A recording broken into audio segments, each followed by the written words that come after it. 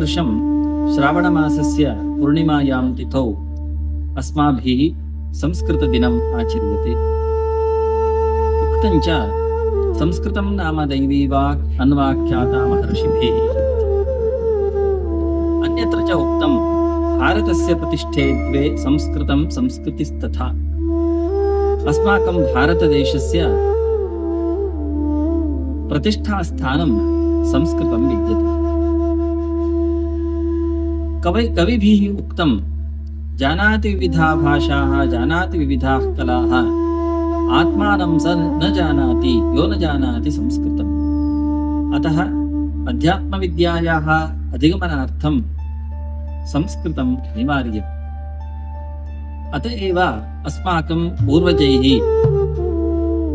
ऋषिभिः महर्षिभिः कविभिः ते स्वजीवनमेव संस्कृतसेवायै सनातनधर्मस्य रक्षणार्थं समर्पितवन्तः। संस्कृतं न केवलम् एका भाषा, अपि तु अस्माकं भारतस्य संस्कृतेः आत्मा अस्ति। इयं देववाणी अर्थात् देवानां भाषा इति कथ्यते। अत्र इदं सौभाग्यस्य विषयः यत् सद्गुरु श्री मधुसूदनसाई महाभागानां कृपया श्री सत्यसाई मानव अभ्युदय विश्वविद्यालये अस्माकं कृते एकः अद्भुतपूर्वः अवसरः निर्मितः अस्ति, येन वयं साक्षात् संस्कृतेन शास्त्राणि पठित्वा तेषु निहितं वास्तविकम् अर्थम् अवगन्तुं शक्नुमः। अपि च सद्गुरुवर्यस्य अनुग्रहेण अस्माकं सर्वेषु संस्थानेषु संस्कृत अनुष्ठानं प्रचलति, यत्र सर्वे छात्राः भगवद्गीतां, वेदान्, उपनिषदः, सुभाषितानि च श्रद्धापूर्वकं पठन्ति। सद्गुरु श्री मधुसूदनसाई महाभागानां ध्येयम् इदम् अस्ति यत् वसुधैव कुटुम्बकम् इति। संस्कृतपठनेन वयं न केवलं स्वमूल्यैः सह सम्बद्धाः भवामः, अपि तु शास्त्रज्ञानस्य विशालं द्वारम् उद्घाटयामः।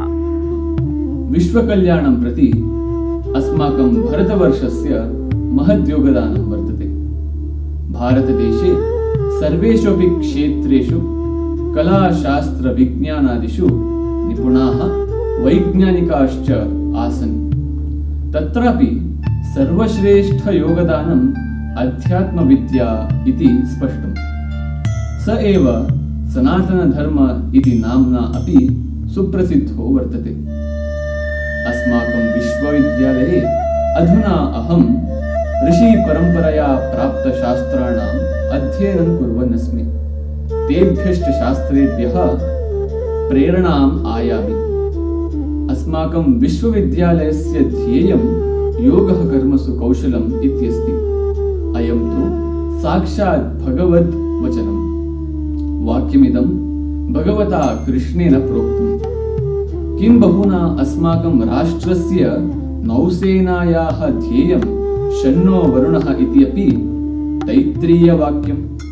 तथा च अस्माकं राष्ट्रसर्कारस्य ध्येयं सत्यमेव जयते इति यदस्ति तदपि मुण्डकाश्रुतिरेव। यद्यपि शास्त्राणाम् अनुवादाः अन्यासु भाषासु लभ्यन्ते, तथापि संस्कृतभाषायाः माधुर्यं न कुत्रापि लभ्यते। अतः संस्कृतभाषा सर्वश्रेष्ठभाषा इत्यत्र न कोऽपि संशयः। अस्माकं सद्गुरून् सश्रद्धा प्रणमामि, ये संस्कृतं तथा शास्त्राध्ययनार्थम् अवसरः कल्पितवन्तः। तथा च अस्माकम् आचार्येभ्योऽपि नमस्कारान् समर्पयामि। सनातनधर्मस्य रक्षणम् अस्माकम् उत्तरदायित्वं वर्तते। अनेनैव हि ऋषीणां गुरूणां प्रति कृतज्ञतां समर्पयामः। वयमपि तेषां योगदानं स्मरन्तः सनातनधर्मस्य रक्षणार्थं संस्कृतमातुः सेवायाञ्च निरताः भवेम। सर्वेभ्यः संस्कृतदिनस्य शुभकामनाः। जयतु संस्कृतं, जयतु भारतम्।